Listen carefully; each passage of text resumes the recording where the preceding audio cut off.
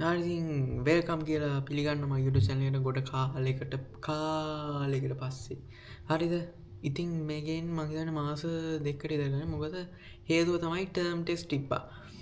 Term test යද්දී videos දානවා නම් මචං මං බූරු. Okay. හරිද? ටර්ම් ටෙස්ට් එකක් කියන්නේ පාඩම් කරලා ලියන්න ඕන එකක්. Okay.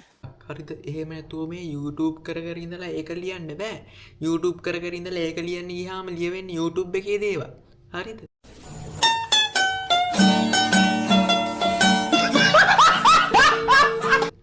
sorry. ඒක නිසා දැන් දිගටම වීඩියෝස් දානවා. vlogs එන්න තියෙනවා ඉස්සරහට. unboxing videos එන්න තියෙනවා. ඒක නිසා දිගටම සබස්ක්‍රයිබ් කරන්න බෑනේ මටත් පිසු. එකපාරක් සබස්ක්‍රයිබ් කරලා ගොඩක් සැරයක් ලයික් බටන් එක ප්‍රෙස් කරන්න එපා. එක සැරයක් ප්‍රෙස් කරපන්.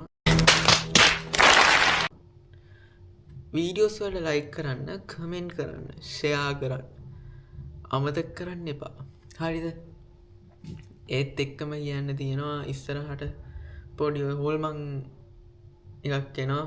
හොල්මන් එකක් කිව්වේ මේ පොඩි එක්ස්පෙරිමන්ට් එකක් කරන්න හිතන් ඉන්නේ මේ දවසක් ඉන්නවා පොඩි ඒක පස්සේ කියන්නම් දැම්ම කිව්වොත් ඊට පස්සේ කරගන්න බැරුව නම් මට කෙලෙනවා. හරිද?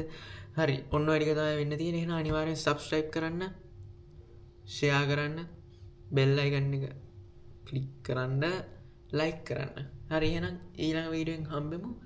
ඊළඟ සතිය තුලද ඊළඟ වීඩියෝ එක දානවා. එහෙනම් ඊළඟ වීඩියෝ සෙට් වෙමු.